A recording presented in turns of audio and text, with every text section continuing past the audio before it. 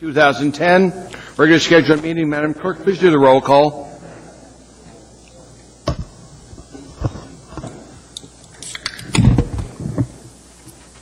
Okay. Ms. Osiander. Mr. Gutierrez. Here. Mr. Honeman. Love that crumble. Mr. Honeman is joining us by telephone. Mr. Hall. Here. Mr. Starr. Here. Mr. Flynn. Present. Mr. Traney. Here. Ms. Johnston. Here. Ms. Gray Jackson. Honored to be here. Mr. Birch. Here. And Ms. Drummond. Present. Mr. Chairman, we have a quorum. Thank you. Next item in business is Pledge of Allegiance. Debbie, could you listen to the pledge? You look so Christmassy today. Pledge allegiance to the flag of the United States of America and to the republic for which it stands, one nation, under God, indivisible, with liberty and justice for all. Notice the echo? Next item in business is minutes of previous meetings. It's the minutes of October 26, 2010. We'll need a motion on the minutes. Any objection to approval of the minutes by the body? That's unanimous consent. See no objection. Those minutes are approved, Madam Clerk. Next item in business, Mayor's report. Mr. Mayor? Yes, thank you, Mr. Chairman. Just a couple of things. First, again, wanted to thank everybody for a fairly harmonious budget process. A lot of work went into it from the Assembly side to make it that way, and really appreciate that. And then we met today with the Governor. He's going to be announcing tomorrow his budgets, both operating and capital, and we had a chance to discuss some of our priorities with him, and a very good meeting. It looks like we'll probably be in sync on a few big projects. So that's it. Thank you, Mr. Mayor. Under Chairman's report, there is none, so we'll move on to Kinder reports. Debbie? I wanted to let the body know that I've met twice now with Mr. Coffey to try to find out what the administration's concerns are with Title 21. At this point, we've talked about chapters 1, 2, and 3, and it's still a whole lot of work left to do. Thank you. Thank you, ma'am. Mike? No report, sir. Paul? Committee report? Thank you, Mr. Chairman. We have a Texas Public Safety Committee. We did address the fire as well as the K2 fire ordinance and its impact on the police department, and also discussed through the fire department their goals and objectives of trying to staff up the Medic 7 in Jewel Lake since it did pass by bond, and we were hoping to try to get some fire personnel to staff that rig. And other than that, looking forward to tomorrow's meeting on the tows, particularly the towing portion that is essentially a non-request, those that are towed. Some describe as predatory towing. It's been called that, and it's been called other things, too, but predatory is a polite term. Yes, sir. Thank you, Paul. Ernie? Nothing to report. Bill? Our Budget and Finance Committee meeting time has changed this Thursday to 2 o'clock, from 2 to 3, with also a discussion with Mr. Birch on some of his items as we can weigh in as a committee. That will take place 1:55 on Thursday. Good. Pat? Thank you, Mr. Chairman. Mr. Chairman, on Wednesday, January 5, the Legislative Committee will convene to hear proposed amendments to the Mayor's legislative program. We'd appreciate getting those no later than Tuesday, the 4th, and we'll try to develop an S version in time for the work session on Friday, the 7th. Thank you very much for that. That's all, Mr. Chairman. Thank you, sir. Jennifer? Elvie? Thank you, Mr. Chairman. The Audit Committee will be meeting tomorrow with the auditors to go over the 2010 audit plan at 3 o'clock in room 155. And also I want to very quickly mention, because I don't want to pull it, it's not necessary, but the audit on Police and Fire Retirement Medical Trust, I'm going to sometime early next year have a municipal audit committee to talk about one issue in the audit, and that issue is the fact that it mentions several times that the Assembly is going to revise and clarify the code. So we need to have a meeting and discuss exactly what it is the Assembly is needed to do. Thank you, Mr. Chairman. Thank you, ma'am. Chris? No report. Harriet? Thank you, Mr. Chair. I don't have a report either, but in the spirit of the season, I'd also like to thank the mayor for not vetoing the transit funds that the Assembly put back. And if I am remembering correctly, Mr. Mayor, you didn't veto the East Anchorage planning funds either. Is that correct? No. Thank you on behalf. No, I did. You did? Yes. I must have missed it somewhere. I did not get a message to that effect. Madam Clerk. Missed it altogether. Thank you. Thank you. In any case, thank you, Mr. Mayor, for the transit funds. You're welcome. And by the way, thanks for not vetoing the fireworks ordinance. One thing we do need to, though, is tell Elmendorf, relative to that, they're not affected by that ordinance. Being a military reservation, they still can't play with fireworks over there. You're welcome to. I'm going to, because they need to know about that. Now down to addendum to the agenda, if I get a motion to incorporate. So moved, Mr. Chairman. Moved and seconded. Let me go through these. Should take a while. Item 9B6, Resolution AR 2010-364, resolution adopting 2011 legislative program for the municipality of Anchorage. Item 9B7, Resolution AR 2010-374, resolution of the municipality of Anchorage appropriating $64,789 from Cook Inlet Tribal Council, Inc. to the State State DERF Fed Pass-Through Grants Fund 231 for participation in the Substance Abuse and Mental Health Services Administration Strategic Prevention Framework with the Department of Health and Human Services. There's an accompanying assembly memorandum with it, AM 688-2010. Item 9B8, Resolution R 2010-575, a resolution of the municipality of Anchorage appropriating a donation of $8,856 from Friends of the Library as a donation to the Anchorage Public Library Miscellaneous Operational Grants 261 for the purchase of library materials for the Chugach Eagle River Branch Library. There's an accompanying assembly memorandum, AM 689-2010. What? I said it wrong? I'm sorry. That was Resolution AR 2010-375. Thanks for correcting me. Moving on down, item 9D13, the same memorandum, AM 683-2010, Police and Fire Retiree Medical Board appointments. Cleo Hill, AFD representative, Everett Robbins, APD representative for Employees Relations Department. Item 9D14, the same memorandum, AM 684-2010, Police and Fire Retirement Board appointments. Paul Burns and Kevin Eam, Mayor's Office. Item 9D15, the same memorandum, AM 685-2010, recommendation of award to law offices of Groen and Lug to provide indigent defense counsel for the municipality of Anchorage, Department of Municipal Attorney, RFP 2010-P036, $1,296,750 in purchasing. Item 9D16, the same memorandum, AM 686-2010, approval of amendment number 12 to Alaska Pollution Control Contract Purchase Order number 251081 to increase the contract by $130,000 for the contract period ending April 30, 2011 for a total contract amount not to exceed NTE $3,245,000 for year-round road maintenance services within the Upper O'Malley Limited Road Service Area, LURSA, Fund 143.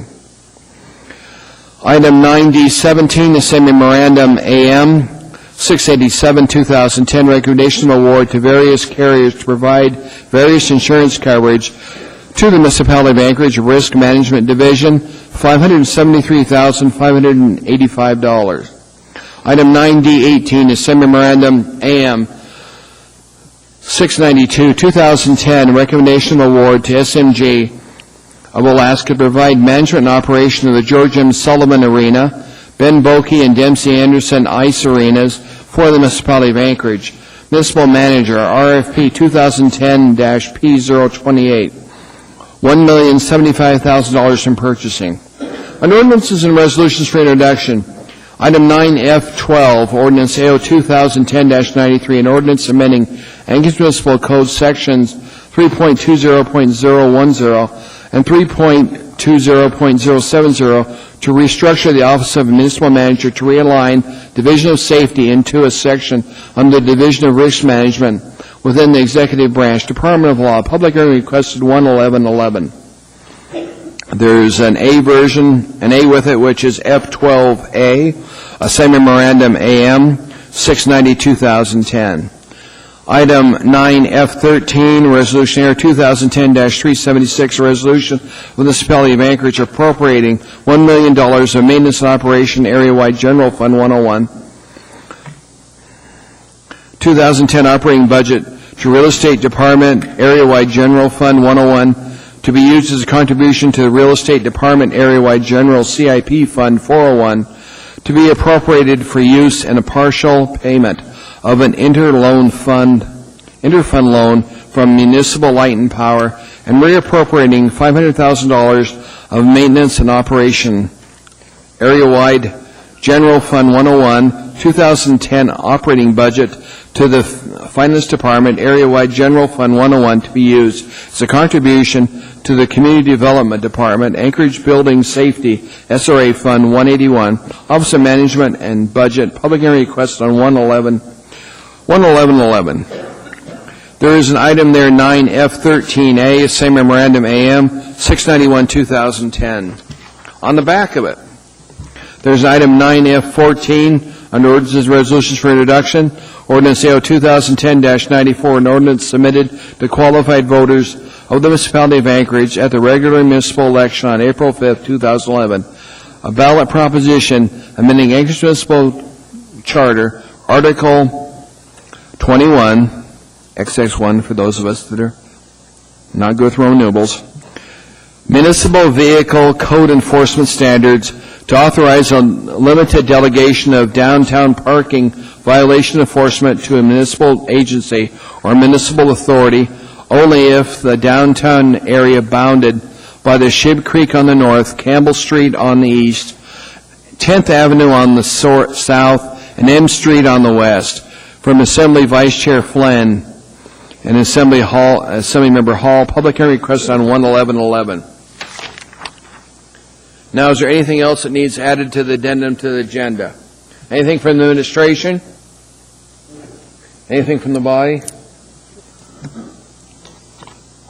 What, ma'am? Okay. Oh, she did. Okay, I've got one for you. This is an unnumbered. Let me pass it down to you. 1, 2, 3.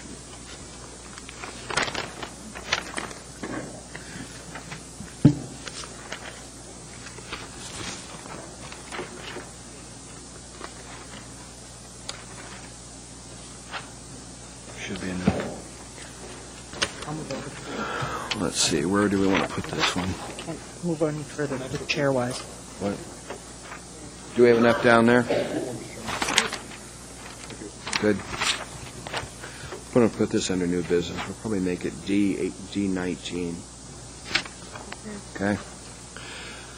Put down this one as D19. It's an unnumbered one. Let me give it to you. It's from me. Subject to approval of contract extension with SMG of Alaska for management and operation of the George M. Sullivan Arena, Ben Boeke, and Dempsey Anderson Ice Arenas for the Municipality of Anchorage. What it deals with is contract. In case something happens to the other contract that's on the agenda tonight, this is a pickup for it. Is there any objection to the addendum to the agenda? Not seeing one. We've amended the document in front of us. I need a motion on the consent agenda. Move to approve. Okay, I'll go to Assembly members first to see what they want to pull. Harriet? Nothing, Mr. Chair. Thank you. Thank you, ma'am. Chris? No items, Mr. Chair. Elby? No, thank you, Mr. Chairman. Jennifer? Paul? Item 9D and Delta 14, 13 and 14 for conflict of interest.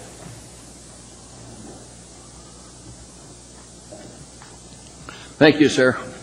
Mr. Chairman, could you repeat those? We couldn't hear him. 9013, 9014. Thank you. For possible conflict of interest, Mr. Mayor. Gotcha. Pat? Thank you, Mr. Chairman. On the addendum to the agenda, item 9, Bravo 6, for scheduling. Thank you, sir. Bill? 9 Delta 9 and 9 Delta 18. Mr. Chairman, can you also provide clarification on F2? It's an introduction item tonight relating to that base amount discussion. Okay, 9D9 and what? 9D9 and 9D18, Delta 18. Okay. What do you want clarification on? Well, F2 is an introduction item. Does that need to be pulled to defer to committee discussion this Thursday, or how would you like me to handle that? It's the base tax cap item. You can do it either way. We'll You just can- talk about it. I'll leave it on the agenda unfold, and we'll just talk about it Thursday. Absolutely. Yes, Ernie. No items. Mike? My items have been pulled, Mr. Chairman. Debbie? Administration? Okay. Please vote on the balance of the consent agenda. Don't you have to roll call? I'm sorry. She reminded me we have to do a roll call vote because Paul's on the telephone. Didn't you push that button, Paul, so he'd show up? Okay, Ms. Osiander? Mr. Gutierrez? Yes. Mr. Hall? Yes. Mr. Honeman? Yes. Okay, Mr. Starr? Yes. Mr. Flynn? Yes. Mr. Trainee? Yes. Ms. Johnston? Ms. Grayjack? Yes. Mr. Birch? Yes. Ms. Drummond? Yes. Chairman's unanimous. Thank you. Paul, we just need to have a button down there in your computer you can push to get your vote recorded. Thank you, Mr. Chairman, and I appreciate the body's approval. Well, thank you for joining us. Mr. Mayor, was anybody approved to any border commission that we need to recognize, sir? We did have some appointees, but I don't know if they're here. Okay. Then we'll go to those things we're pulled for a little further discussion.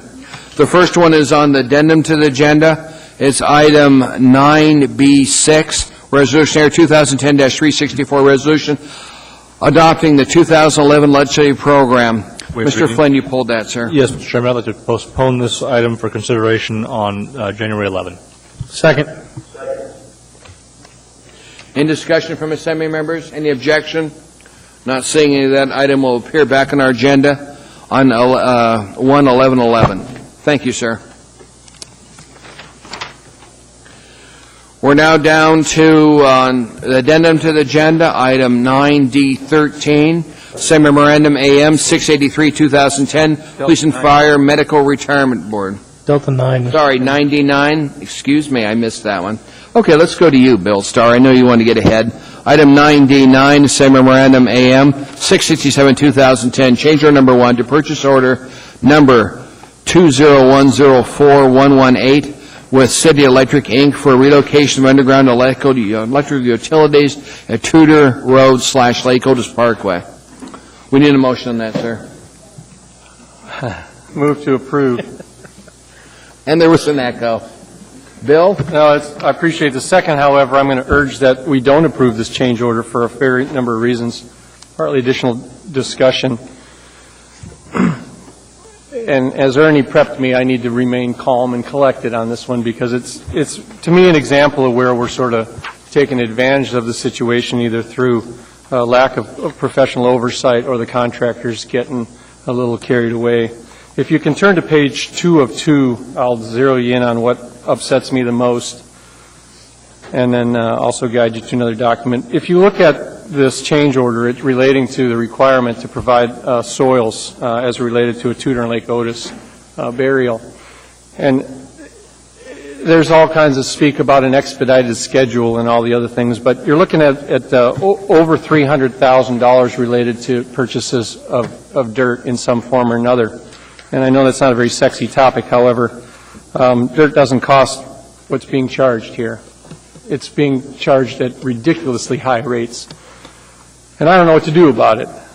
I put on the table what the dirt should cost. AS&G, there's a 3-pager if you see it laying by your topic, and it's not to give you a geology lesson tonight, but type 2 4-inch minus should cost $8.20 from the plant.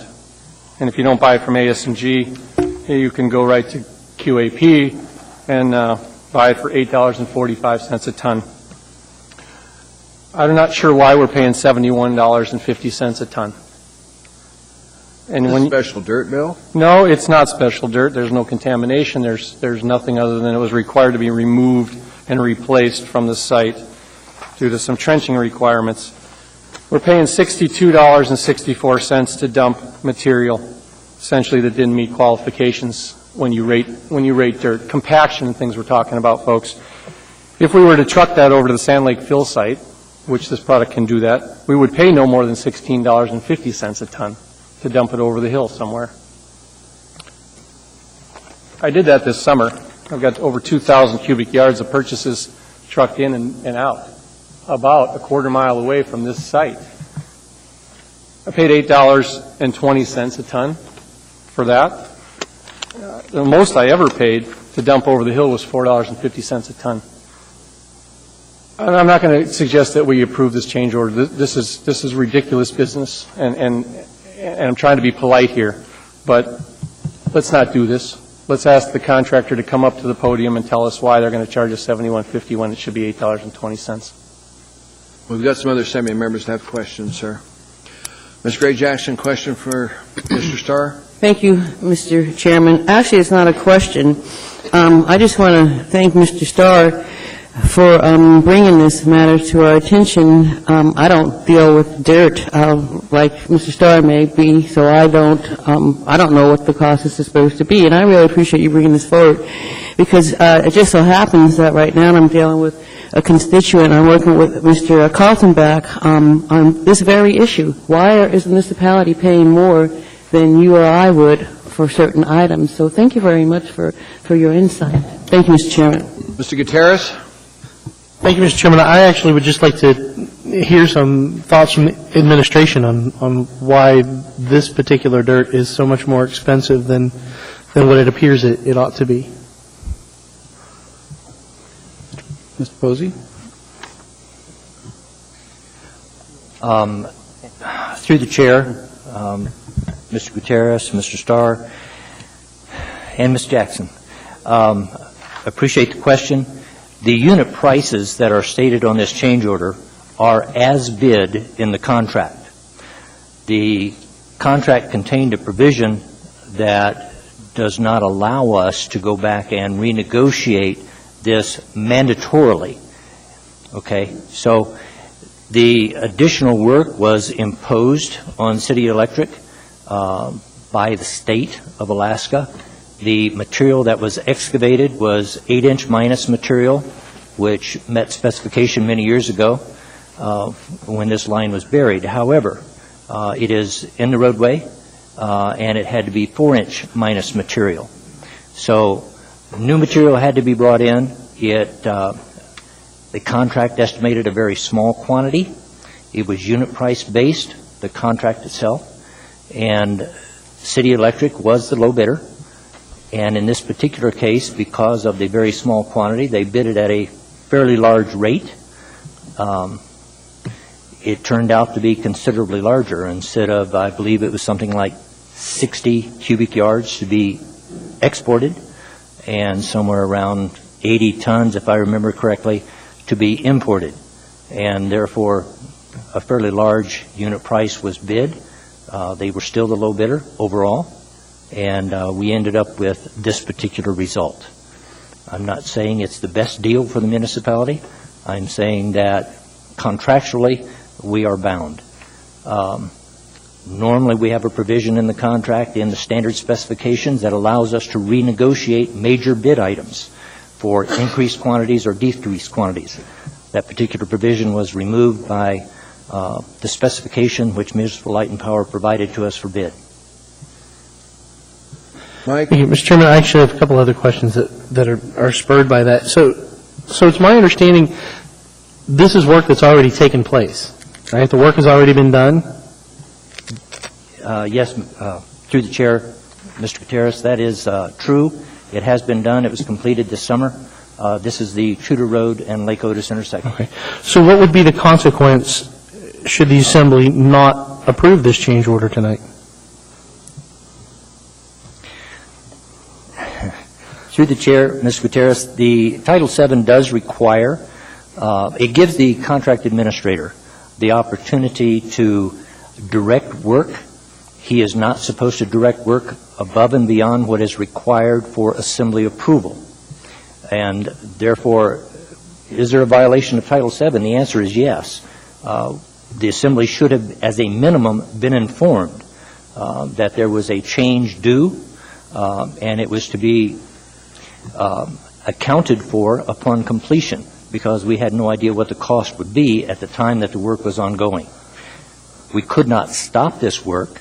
It was directed to be expedited by the state of Alaska, and the contract administrator was following direction from, again, the state of Alaska and the primary contractor, QAP, who was doing the road work. So I think you just opened a whole other can of worms. But again, should the Assembly vote no on this change order tonight? What happens? The Assembly has the opportunity to not approve the change order as submitted, and it would force Municipal Light and Power and City Electric to go back to the negotiation table. The one point that I hate to make, City Electric could turn this into a formal claim. If they do, interest starts from the date that claim is submitted. But once again, yes, you can. You can deny approval, and it would require renegotiation on both Municipal Light and Power and City Electric. Wow. Thank you, Mr. Chairman. That's all for now. I'm going to reserve the right to chime in later. That this is a little bit of a sticky wicket, isn't it? It's a big one. Thank you. Ms. Osiander, ma'am. I want to amplify Mr. Gutierrez's questions a little bit. So if I'm hearing you correctly, the response is that if the Assembly turns this down, there could be a renegotiation, but there could also potentially be a claim. And if there is a claim, then there's some significant potential liability there that could at least exceed the value, the dollar value that we're discussing now. Is that correct? Through the chair, Ms. Osiander, yes, that is correct. The interest rate would have to be reasonable, of course, but yes, a claim could be submitted for the full dollar amount. There are options. There could be a partial settlement, and that's what would be done, in my opinion. If we go back and we deny approval of this, we would go back for, as a minimum, a partial settlement of the change order, and then any additional cost would be classified as a claim. Okay. I have a question, I guess, for the Municipal Legal Department. Advice, or I guess from the mayor's office? Both. Thoughts? Better to have advice from lawyers. Well, I asked him first, and then I looked at you. He works for you, sir. He's willing to answer, Ms. Osiander. Okay. Mr. Chairman, Assembly Member Osiander, I was just checking with ML&P and Municipal Manager. This is a state project, so Right. my initial assumption, not being familiar with the contract itself, is that the state is reimbursing the cost of relocation. It's something that we would do on a Muni Road project. So I don't know that these costs that you're concerned about are costs that we bear, but again, I would need to have Mr. Posey speak to that, and that may alleviate some of the concern that you have. Well, Having not seen the contract, I would say I couldn't really advise you at this point offhand here what your options are or remedies would be, because I'm not familiar with the issue you've just raised. I haven't seen the underlying contract. I don't know what terms are in the contract that allow for remedies or claims and so forth. Mr. Posey, can you give clarification on this or not?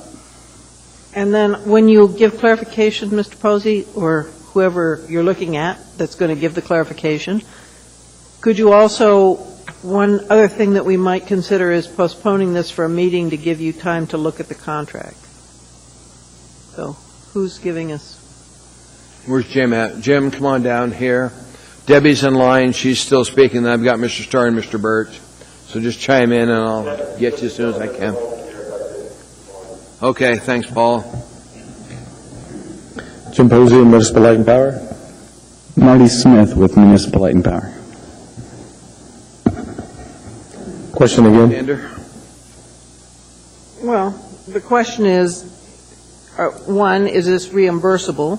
And two, what's your interpretation of the contract say with regard to potential claims and/or impact of delay? Go ahead. Can you repeat the first question? Are we going to get the money back from the state? So is the state getting stiffed, or are we? The negotiations that we had for this road project were with Public Works. So the utility agreement that MLMP had was a reimbursable project from Public Works.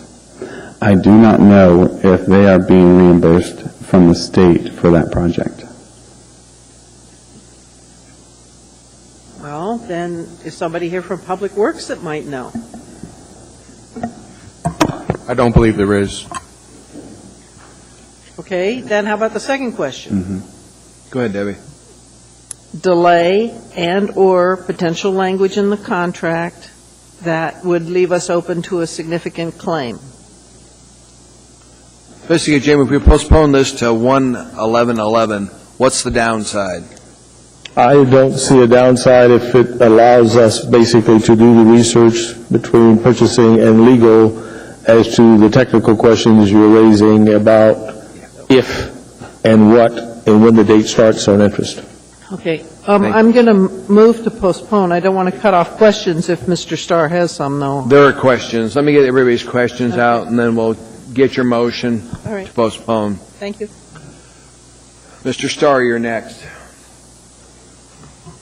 If we postpone, can you also go back to City Electric and ask them if they want to rethink this action? You know, they're a viable vendor in this town and probably have a reputation they're in. So, you know, this is the $150 hammer that we see when government buys that, and $200 toilet seats. And, you know, mind you, I'm trying to be diplomatic here, but, you know, we may not be real smart up here, but we're not stupid either. And so I'm trying to be respectful, but don't sit here and say that, oh, it's contractually mandated and all the other things, or we'll start going down how the contract got approved and why it got approved and all that stuff, because that's just not fair to say you're going to have 60 cubic yards of dirt in a contract and come back and do that. You know, the other thing is ask them for receipts. How much did they actually pay for the product? And let's talk that. Contractually, $71.50 a cubic ton. That's I'll support it, but you also have to, you know, suggest to us that you'll go back to City Electric and try to make this go away. The only answer is yes, sir. Well, just if you'll sit down with them, you talk with them. They're a valuable vendor. They do a lot of work with the city, and I think they would probably want to continue to do work with the city. Thank you, Mr. Starr. Mr. Burt, sir. Through the chair, Mr. Posey, it appears to me that about 400,000 of this is underestimated export and import. So in other words, there is significantly more trenching required or materials. Whose design is it? Is it an MLP design or a state design for the I'm just trying to understand who, because obviously you have change conditions, but usually when you have such a significant change in quantities, there's I think it's like 25% of the bid quantity. In a lot of contracts you have an option to go kind of reopen the unit price estimate. I just was curious about the particulars on who actually did the design and whether that was an option or is routinely an option or not. Thank you. Yes, thank you. The MLMP did the design for this road relocation project. And as mentioned in the Assembly memorandum, the limitations on the construction that were imposed upon us, we were not privy to that information when we were writing the contract with City Electric, or who got the bid. So it was our understanding at the time that we were going to be able to use all the export that we would have excavated from the trench as backfill, and therefore have very minimal amount of import or export required. And only later, during the utility construction meetings, did we find out that these restrictions were placed upon us. Okay, I understand. So that change in quantities, basically, because a lot of times a contractor will imbalance their bid. If they think that there's going to be an overrun on something, they'll run that number up, and if there's going to be an underrun on something, they'll run it down. So basically, the change condition was, it was determined during construction that materials that were being excavated were not of suitable quality to go back in as backfill. State required. Right, state required. Okay, thank you. Thank you. Mr. Honeman? I want to first thank Mr. Starr for bringing the matter up to his research, and I apologize being out of state. I didn't have the details in front of me where I could do so. And I thank Mr. Gutierrez for asking the questions he did, because those were some similar I had.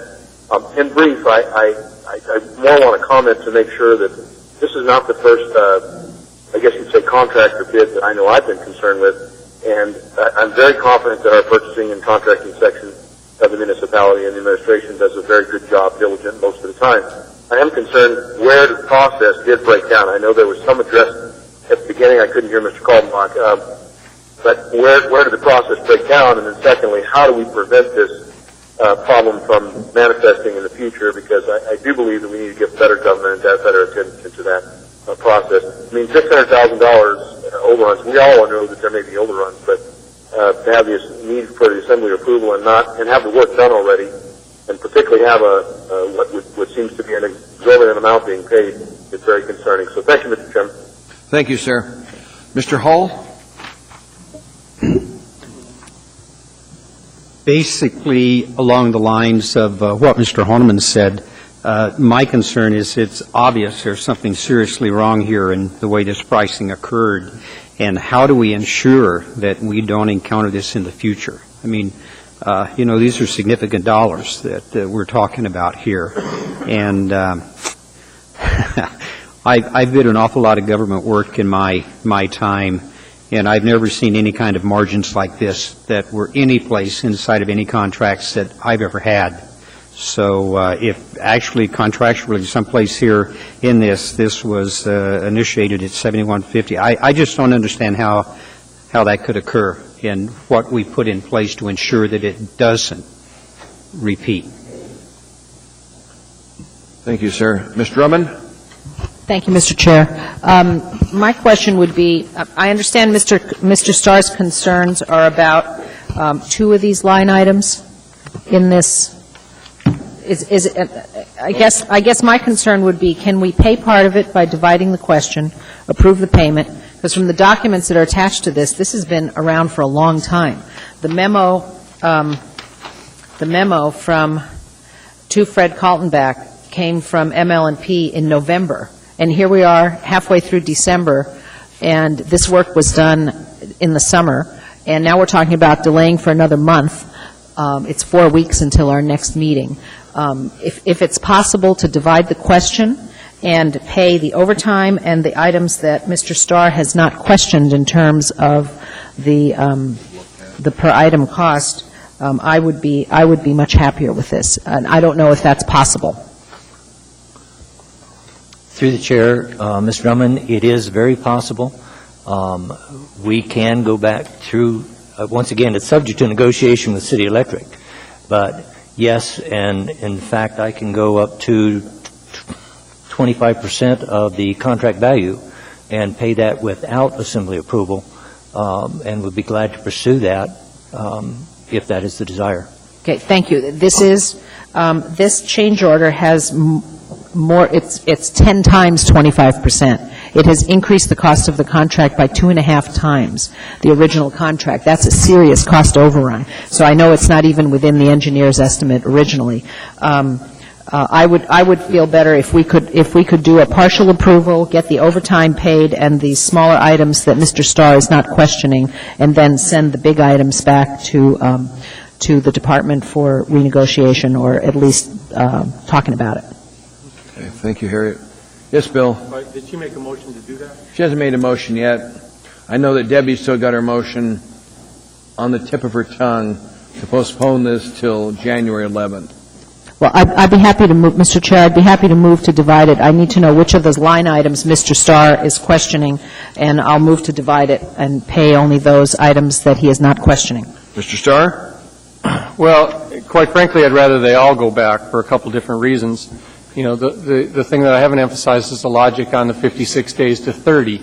And again, the 528 hours of overtime request, which is your line item number 1, Mr. Drummond, 56 days to do a contract in that regard. I think if you went back to the vendor and decided that, hey, we want to express this into 30, therefore you need to work a little different schedule to accommodate that. What I'm trying to illustrate is we closed Lake Otis and Tudor. Okay.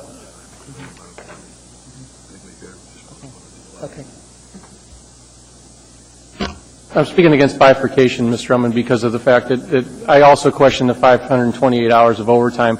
We closed Tudor and Lake Otis intersection for a lot of variable reasons, and so I think if the vendor would have been a little sharper and probably did take benefits from the fact that we closed that to traffic. So, I would even go back and talk to City Electric about, seeing the time cards that specifically support the 528 and say, did you guys not get it done faster somewhere else because we kept closing the road on you? I don't know that everybody was impacted the way that these guys are saying that they were.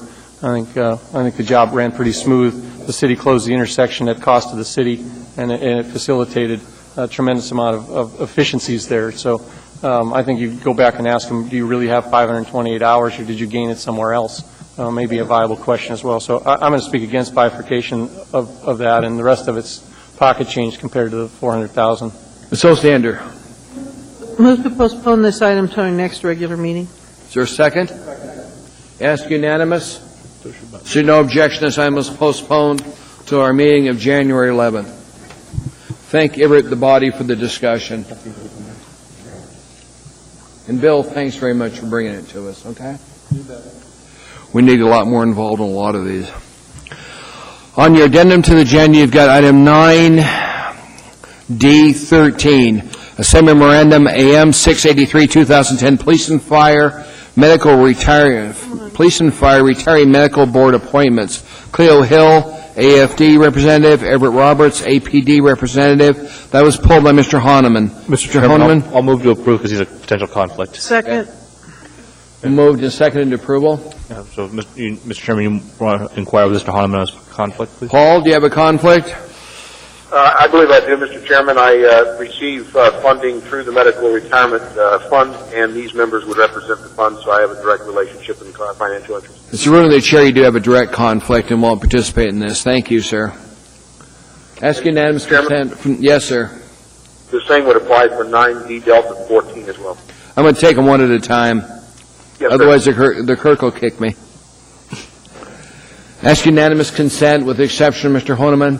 Is conflicted out on this one. See no objection. That's approved. Mr. Flynn, on the next one, which is item 9D14, Memorandum AM 684, 2010, Police and Fire Retirement Board Appointments. Thank you, Mr. Chairman. I'll move to approve. Second. For the same reason stated earlier, Mr. Honeman does have a conflict. He benefits from this organization. What? Okay.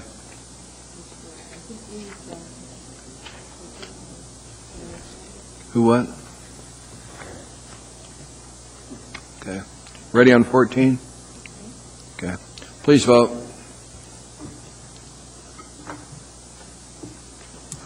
That item is approved. Thank you for bringing that up, Mr. Honeman. We appreciate it.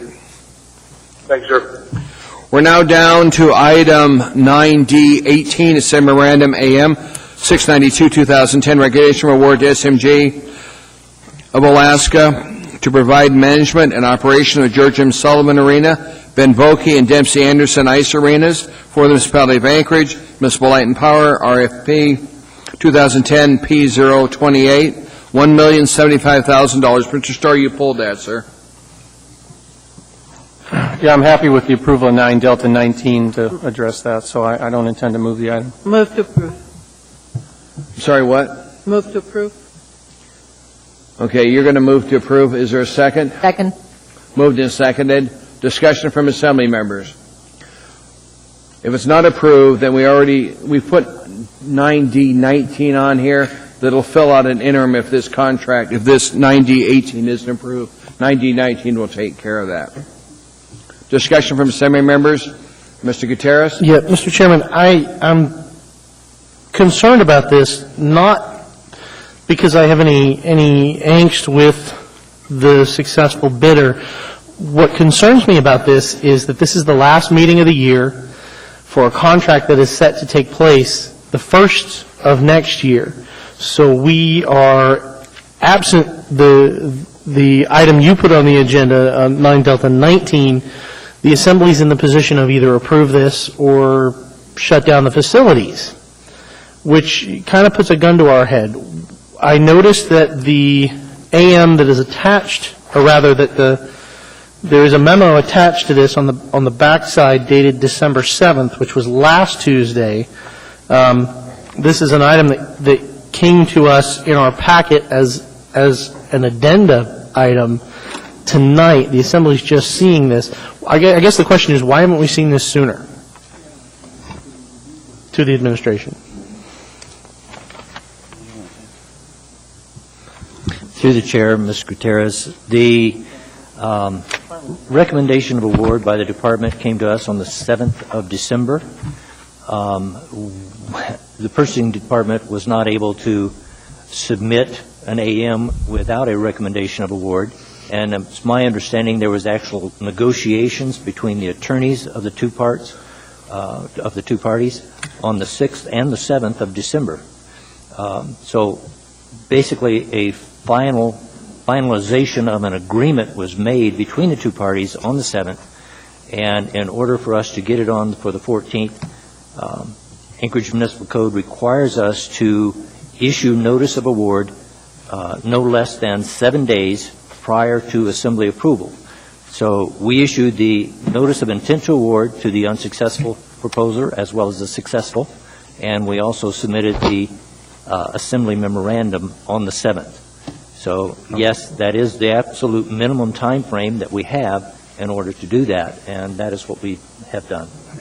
Mr. Chairman, I do have one question about the contract itself, not having seen the actual contract, and I know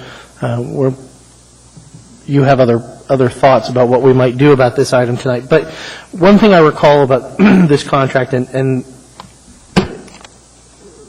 in the past, one particular issue several years ago with this contract was what happens should these facilities operate at a loss, and who was on the hook for that, and it ended up being the municipal taxpayers on the hook. What happens if the facilities covered under this contract, I read in here that the contractor is paid based on a percentage of audited profits in excess of $75,000 per year. What happens if there's a loss? Who pays the loss?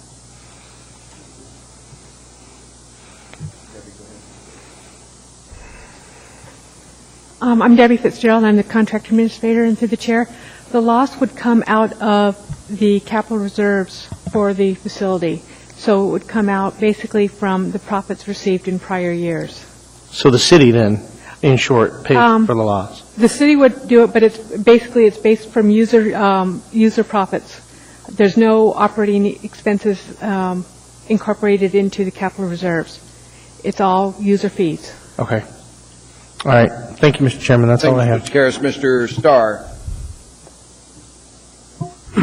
Well, not to dispute that, but Mr. Gutierrez, one of the answers is the contractor pays those out of his own fees, but he's not allowed to continue to operate the arena at a loss until the Assembly is notified, and we continue to authorize that. So some of that capital speak is correct, but there's a cease and desist if there's arrears we have to get in the game before they keep spending that kind of money. So what I hope we do is we act appropriately here, and there's several different topics, and I don't want to get into an argument over this. I think there's a way to basically do our job as an Assembly and do it appropriately. I see two different issues here. I see issues that occurred during and throughout the RFP process and the negotiations that occurred as the contract started to gel. The contract came to us last night after 5 o'clock, and it's 40-some pages long. I started to look at it, and it's not hard because I've seen contracts and businesses, but it's hard to get the answers back from the administration on just what does this mean. So I think there's two topics here. One is process, and I think we have a mechanism that gets us out of the middle of that, and that's the bidding review board.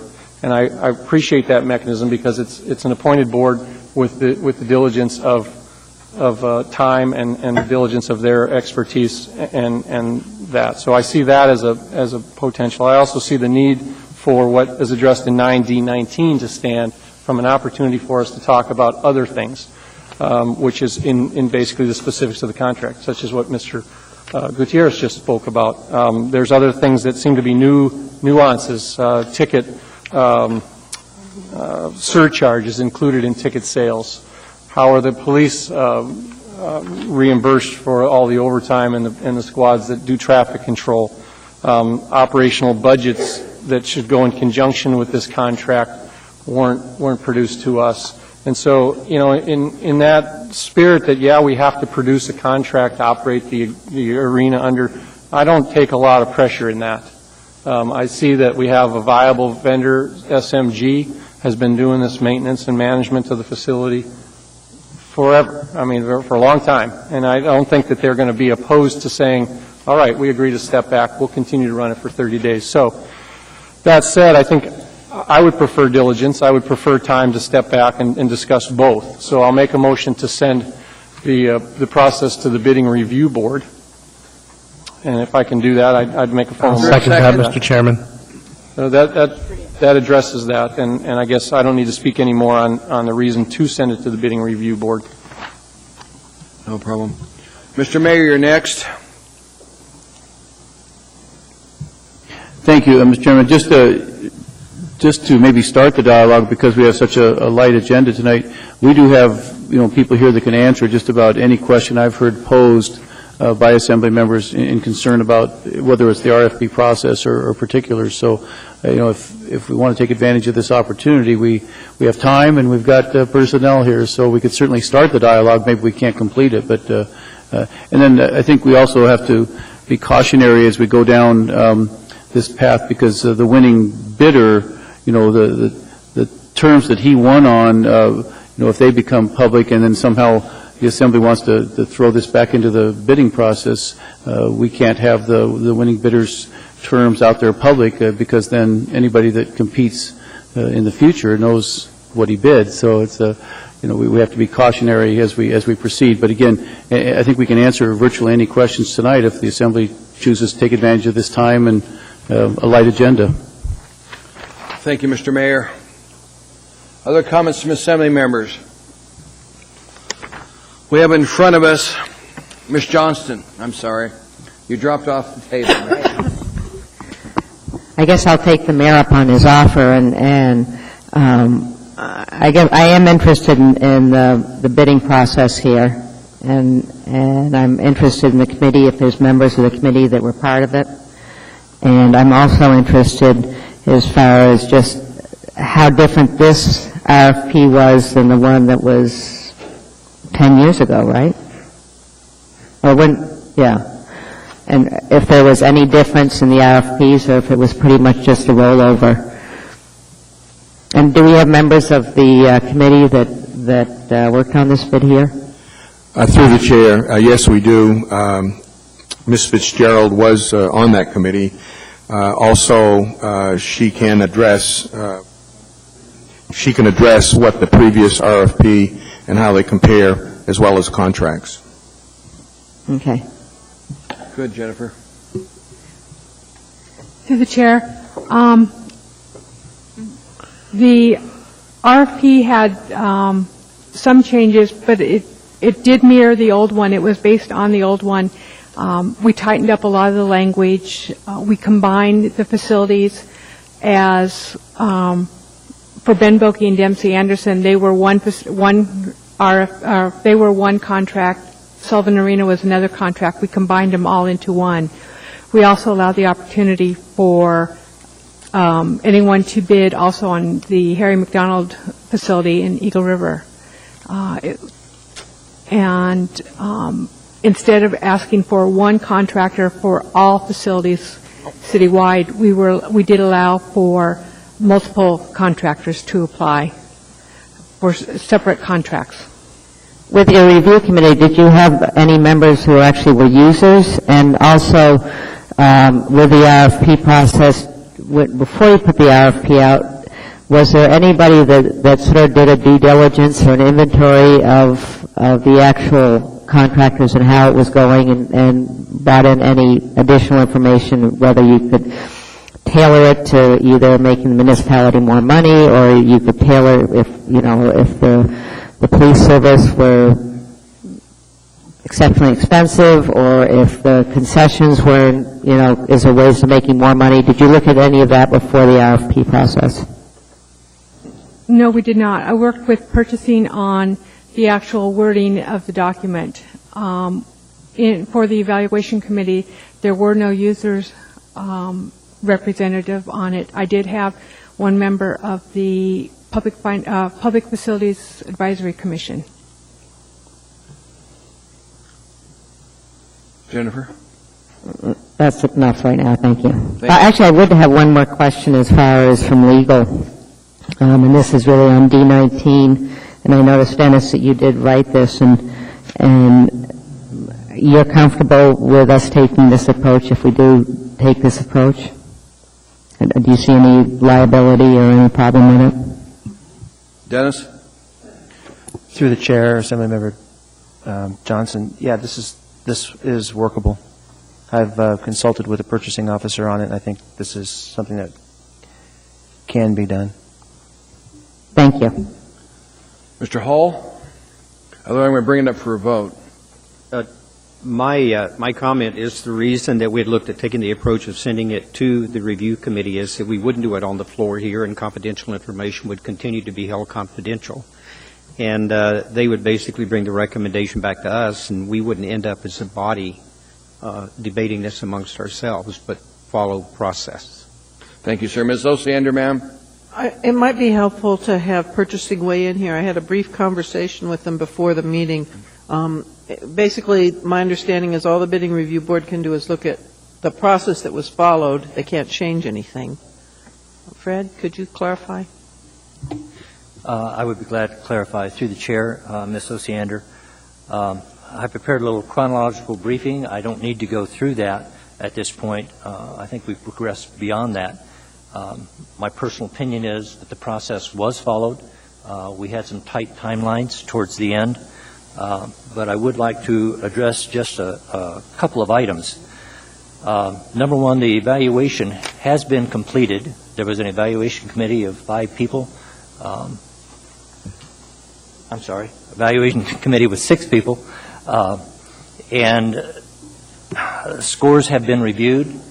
There was a large variance in the total scores, and there was, and I'm going a little bit beyond what I should be here at this point, but one firm was selected by every evaluator higher than the other. Now, okay, I don't want to get us into an area we don't need to go in, sir. Okay, but what I would like to emphasize is that Anchorage Municipal Code requires us to award to the words are most qualified proponent, basically the highest scored or highest company. We cannot do otherwise. Now, we can go back to the bidding review board, and their review is very limited as to what they can look at. They can go in and they can review the competitive proposals. They can view all proposals. They can look at the tabulations and any other pertinent documentation that is maintained in the competitive process. Now, what they cannot do is go beyond the review. It says, shall be limited to the question of whether the request for proposals, the evaluation of proposals received, and recommended award were made in accordance with Title VII and other relevant requirements. In other words, the contents of the RFP itself. So they can look at the process, they can follow Title VII, they can evaluate the proposals if they wish themselves. However, they cannot change the evaluation. They cannot direct re-evaluation. So going back to the bidding review board at this point in time, unless there is a question as to whether or not the administration followed the process, is really a waste of time. Now, I'm not saying that you cannot do that. The Assembly has the ability to do that. You have the ability to not approve or approve. You have the ability to recommend to the Assembly or to the bidding review board. Once that is done, and they come back and give you the recommendation, the only options are award to SMG as proposed, or to start from scratch. We throw the proposals out and start from scratch. Okay, thank you, sir. Appreciate it. Debbie? Oh, she's coming. I'm bringing up for a vote the question of sending this to bid review board. We'll do a voice vote on that. Mr. Attorney, could I have Ma'am? one additional question? Go ahead, ma'am. I'm concerned about the implications for the McDonald's Center with this. McDonald Center is not part of this issue. Well, I need From what I that, understand, tell me if it is or not. I need that clarified. My understanding, if we, well, what would be the status for the McDonald's Center, please? Through the chair, Ms. Osiander, the McDonald Center is being considered for awards separately from this, and it is still in negotiations at this point. There is a possibility that we may have to have a temporary extension to their existing contract beyond the 1st of January, because their contract also expires, but it would be a very temporary extension at this point. What I was thinking, Mr. Attorney, is that item that you prepared, the one you laid on the table. Yes, ma'am. Would it need the amendment to include the Mac Center to give the extension time? And that was my concern. Julia, does it need to be added into that amendment? Dennis, to handle the McDonald Center? Mr. Chairman, my understanding is that SMG has withdrawn its proposal as to the McDonald Center, so it's not part of this process. Thank you. And Mr. Dwyer is here to clarify on that if you need additional information. Debbie? If I could ask Mr. Rada, if he wouldn't mind. Go ahead. We're a little bit confused on the Mac Center. I'm a little bit confused on the Mac Center right now. There is the answer I got back is it's a separate matter, and it's under negotiation separately. Is it your understanding that we would be without a contract for the Mac Center? Could you come to the mic? Do you mind? Come on, John, we need your voice on the record. It was with this. I'm sorry, I'm just confused. Through the chair, Ms. Osie Anderson. I want to know the status for the Mac Center if this item is referred to the bidding review board. Is there any amendment that has to be made to continue the Mac Center for an interim basis? My understanding is that the contract periods were all extended to expire concurrently. I have not looked specifically at that, but either Mr. Dwyer or Ms. Fitzgerald might have information that would speak to the termination date for the McDonald Center. If that's the case, then I respectively would say they each need to be looked at, but I don't have the answer off the top of my head. Dennis? Or Mr. Dwyer? Ms. Osiander, through the chair, my understanding is, yes, that the Mac Center management agreement does expire at the end of this year. It would require, if we don't have a renewal contract by the first of the year, it would require an extension or some kind of an agreement with the current management to extend for a short period of time into the new year. We don't anticipate that would be difficult, but yes, there will be a negotiation and an extension required. Mr. Dwyer, would the appropriate thing then be to bring back Delta 19, which has already been approved, which is the item that Mr. Trainee laid on the table to do a short-term extension, to bring that back and add the Mac Center? Is that the appropriate way to proceed? It could be added, except I would note that the SMG is not a party or has withdrawn its response or proposal as to the Mac Center. It would not be the party who we're negotiating with, and it would be the current management, which is Fire Lake, I believe it is. So to answer your question, I don't see a problem. In fact, I think it would facilitate the negotiations if, indeed, an extension as to the management agreement of the Mac Center with Fire Lake were added. Thank you. I think we've got a way around that. Right. Because you guys can let a contract up to 30,000 before you have to come back to us. So 30,000 contract could take care of the MAC Center before it comes back to us. For the interim. In the interim. Mr. Rada is looking very surprised right now, and it's worrying. John, did you know that SMG was not going to bid on the contract?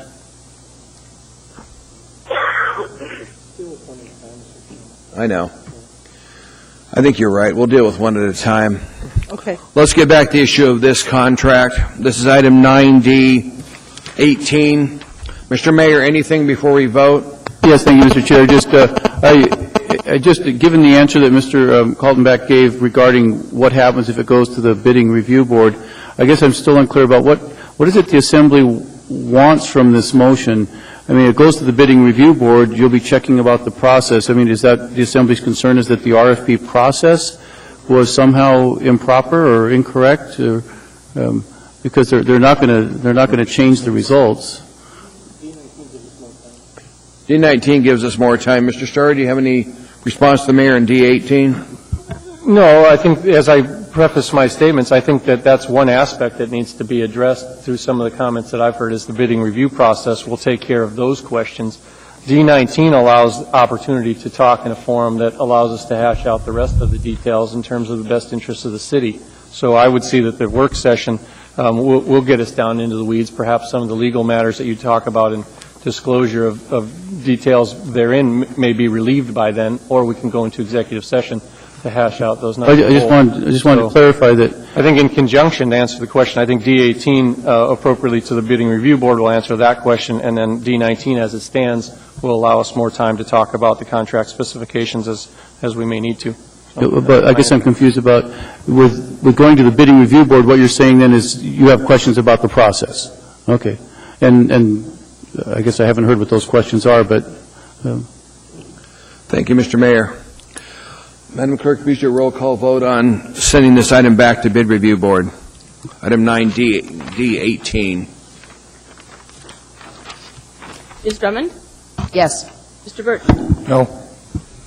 Ms. Gray Jackson? No. Mr. Johnston? Yes. Mr. Trainee? Yes. Mr. Flynn? No. Mr. Starr? Yes. Mr. Hall? Yes. Mr. Honeman? Yes. Mr. Honeman is a yes. Mr. Gutierrez? Yes. And Ms. Osiander? Yes. That passed. Vote, ma'am. 8-3. 8-3, that item is going back to bid review board.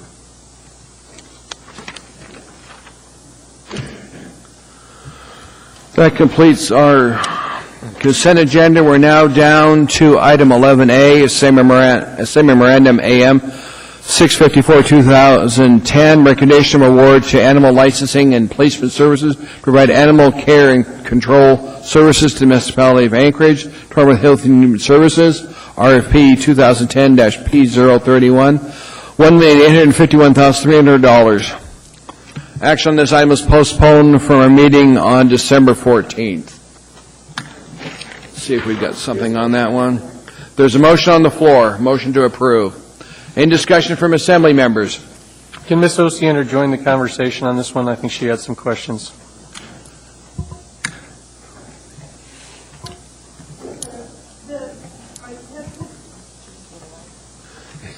The clerk reminds me you need to be at your mic. We don't have wireless ones yet, you know?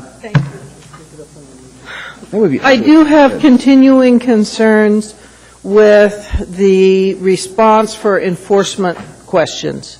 I now, though, have had 2 extended discussions with people at the Health Department that manage this contract, and I believe they're aware and sympathetic to the concerns I expressed. This contract has already been negotiated. Basically, there's no opportunity to amend it to add an incentive that I might like. But I'm basically in support of passing it right now, and I've committed to continuing to convey the concerns I hear from the community about enforcement issues. Thank you. Thank you. Any other comments from Assembly members? Ask unanimous consent. Hearing no objection, item is approved. We're now down to appearance requests. There are none. Mr. Chairman? Go ahead, ma'am, I'm sorry. Could I have a 5-minute on this McDonald issue question to see if potentially we need to reconsider your item Delta 19? We'll take a 5-minute break. Thank you, sir. And there's food in the back, by the way, I understand. Dessert. Mr. Chairman, I apologize. I thought I could do it with reading a motion, but I've been informed by the attorneys they would like a document. That's fine. Let's go on to finish the rest of the agenda, and then we'll come back. Okay, and they're typing it right now. Good. We're down to appearance requests, and there are none. Continued public hearings, there are none. New public hearings, there are none. Special orders, we'll come back to that in a minute. Mr. Trainee? Audience participation. Hi. Go ahead. Hello there. My name is Phyllis Spencer Bowles, and I have post-traumatic stress disorder because I was... We need to spell your last name. Okay, it's S-P-E-N-C-E-R. Second word, Bells, B-E-L-Z. I was a victim of domestic violence when I left my ex-husband. I had to live at the York shelter, and I've been in federal housing ever since, working as a security guard and doing different volunteer work with different community places. I graduated from the Citizens Academy, and I volunteered with the American Border Patrol. I've learned a lot about domestic violence as a volunteer in the community, and basically what I've been doing is trying to get help for my daughter for several years. She's been abused, and she lies about the abuse every time anybody official gets to her face. She's afraid of police officers at this point. And there's a statute, Alaska 47.17.020, and it states that with reasonable cause, all schools, all school teachers, as well as administrative officers need to report abuse. But it's my understanding that the Christian and private schools in the city of Anchorage do not have a clue what abuse is. And so I would like to see if you can somehow get training for these private schools, because my daughter's been moved to several different Christian schools. Every time OCS shows up, they move her to a new school. And so I know that the Anchorage School District public schools have training for the mandatory abuse. I myself have gone through mandatory abuse training as a STAR volunteer. It's a crisis line volunteer. I know that this sort of training will help the Christian schools as well. If they had this training, my daughter wouldn't have lived through these years of abuse, because I don't know how to get her some help otherwise. Thank you. Thank you. Debbie, anything? It's hard to do. Debbie wants to talk to you for a minute, if you don't mind. It's really hard to do what you're asking, because the state of Alaska has some real privacy guidelines for private schools and home schools. There's not even basically a curriculum that has to be followed at the state level in private schools. Have you talked to typically private schools will work pretty well with the police department, and if you tell them that there's a potential suggestion of a problem, they've refused to allow police officers or STAR volunteers to come in? No. The last time in this last school that she's in, OCS called, and the owner of the school had no clue what OCS that it was, and so they called the abusive, my ex-husband's wife, to come, and she loomed over my daughter while OCS answered the questions. So my daughter was unable to answer truthfully, and whenever I take her to the hospital, she'll tell me one thing, she'll tell one doctor another, and then she'll tell another doctor something else, and then when the cops show up, it's hard to find the truth. I don't know why she's so afraid. There's a person, her brother, my ex-husband's wife, her son just got out of jail for doing something with children. He's not allowed to be around children under a certain age. And my daughter's been living there since she's 5, and it's scaring me and driving me crazy. And so I don't know where else to turn. If you can't help me, please tell me who can. It'd probably be good to have this discussion more private, but with one of us after the meeting. But I would suggest STAR has victim advocates that will come and talk to you and help. I I know. I actually discussed this issue with Star when I was there in the training. Okay. That's how I know that, yeah, there's a statute and they don't have the quality or the training to know what abuse is. Ms. Drummond has a question for you, ma'am. Thank you for coming, ma'am. I appreciate it. Ms. Osiander and I do know a little bit about issues in schools, as we both served on the school board for many years. Who has custody of your daughter? Your ex-husband does. And you're divorced from him? Yes. I wonder if the divorce court, the custodial situation sounds horrible here. Actually, this is better taken offline. Because you said they keep moving her from school to school. Yeah, that would be well. your ex. Yeah,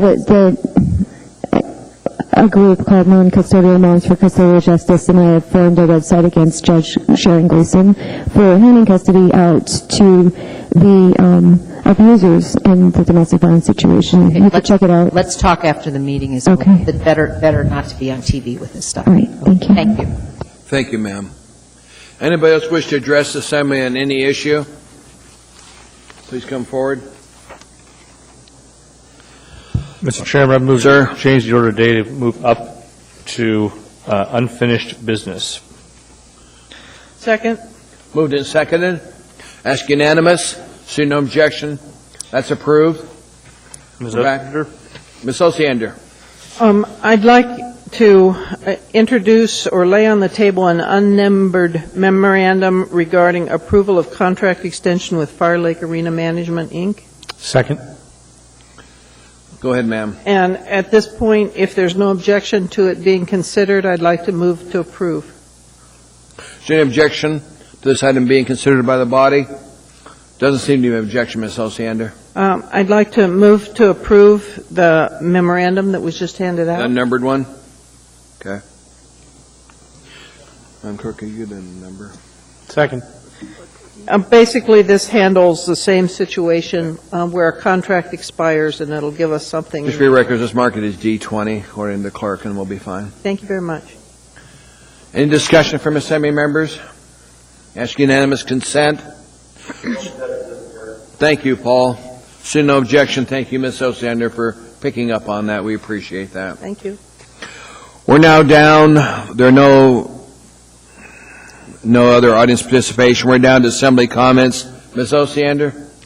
Last meeting of the year. Merry Christmas, everybody. Mike? We'd like to remind Assembly members not to light a fire in your fireplace on New Year's Eve. I would greatly appreciate it. We'll see you all then. Merry Christmas, everybody. Paul? Any Assembly comment? Yes, I just wanted to note that on the addendum to the agenda where we accepted the $8,800 from the Friends of the Library for the purchase of materials for the Kuliak Eagle River Library branch, which I'm sure will go to great purchase and great lengths. And I just want to kind of reiterate that I know that even though the Diamond Sampson Branch Library Amendment did not get approved, that I do believe that our body is generally in support of the Anchorage Public Library system and hope that other benefactors won't turn away from trying to help the Friends of the Library to enhance our system. That's one thing. And I just did also want to mention and thank the mayor for the support and all the Assembly colleagues on the budget process. I'm very pleased, again, for my first time at the rodeo. It actually went fairly well. And again, fairly exhaustive process, but I think made better by all the people working together. And Merry Christmas. Thank you, Paul. Ernie? Merry Christmas to all. Bill? Two things. Bottle rocket wars at my house on New Year's Eve from 9 to 1. They're fun. Thank you, Mayor, for letting that fun occur. Point of business would be the school bonds and the issuance therein. Julia, do we have until January 18th? Is that the magic date to get stuff on the ballot? Is that when we'll... Yes, that's what we checked in the election calendar, shows that that's the last date for introduction. So we'll see the introduction of the item on the 11th, or how do we accommodate a public hearing on the bonds at this body? If it's introduced, the earlier that it's introduced, the better it is. If it's introduced on the 18th, that is the last day to get the public hearings in before the February deadline of when they have to be approved. Bill, why don't we get with the school district and see? I'd like it to be put on the 11th. introduction on the 1/11/2011, our next meeting? Sure, just planning my work committee at the Budget and Finance Committee level. Would it be your intention to have us talk about it at a committee level, or what would you want us to do? To hold a meeting on it for your committee. I just need to schedule that, so it'll be sometime between the 11th and the 18th, I would imagine. We'll have to get with the school district to make sure it's introduced so we can get it. No, but we could at least get it among us. No, that's the point I was trying to make, is if you introduce it on the 11th, when do we get to have a public hearing? February 1st would be the next meeting. And that works in terms of our schedule for cutoffs? According to the clerk, yes. Okay. Dennis, I know you're on the list. I'm going to get to you, sir. Pat, and then I'll get to Dennis. Joyous Kwanzaa and a Happy New Year. Okay. Now, Dennis, I'll get to you before I go to the rest of everybody else here. What did you need, Dennis? Mr. Chairman, thank you. We went so quickly on the second AM, I wanted to make sure that I explain something to you real quickly here. The second AM is a little bit different than the first. On the Fire Lake one that you just approved, you'll note that I did not include the phrase on the same term and condition as the current contract, because I'm not familiar with where the parties are negotiating their contract, and it's a different setting than it is with SMG, where there's been a proposal and a standard form contract issued with that RFP. So I changed that a little bit, wanted to make you aware of that. And then number two, for both AMs, there shouldn't be any misunderstanding as to whether or not Fire Lake or SMG will actually agree to any short temporary contract. I mean, that's something that they'll have to agree to make this all happen. So we hope that there won't be any glitches with that. Thank you, sir. Appreciate it. Harriet, I'll start with you and work my way down here. Thank you, Mr. Chair. Actually, I was going to ask that a work session be scheduled once the Finance Committee has dealt with the school bonds, because I understand they made some significant changes in the package from what we were given on Friday at the joint meeting. And I think we should have a work session before the meeting in which we will have the public hearing, or whenever it's at some point we need a work session, and it would be good to invite the school board so they can explain their of course, ma'am. We're glad to have them here to discuss it with us. Thank you. Happy New Year and all of that stuff. I've already heard from a neighbor who's got an issue with the fireworks ordinance, and I sent her a copy of it, and I said, just make sure you know that your neighbors are not firing them off from their porches. It says structure, no firing things from structures and all of that other stuff. So I said, let's see what happens. Let's see what happens. Thank you. In fact, I had one lady that told me how terrible it was, and she says, I hope you stay awake all night. So I invited her over to shoot them off with us. Chris? Well, I just certainly want to wish everyone a Merry Christmas and a Happy New Year, and also want to wish my son a happy birthday. This is his birthday, our firstborn, and I wanted to know if Barbara would cue up Santa by pinching the Hallmark Santa here. Yes, there we go. There we go. Get him. Yes, there we go. Good job. There we go. Merry Christmas. Merry Christmas, Chris. LB, ma'am? Thank you, Mr. Chairman. Well, it's been a great year for me working with all of you, believe it or not. And I just want to wish everybody a wonderful holiday, whatever holiday you celebrate, and a Happy New Year. Thank you, Mr. Chairman. Jennifer? I'm going with Frosty. Madam Clerk? Okay. Well, Merry Christmas to everybody. And thanks for letting me join with you this year. We've had a good time. We get up our meetings relatively early. And go home, take care of your family, and enjoy the Christmas season, no matter what you celebrate. It's that time of the year. I need a motion to adjourn. So moved. We're adjourned. And there's food in the back.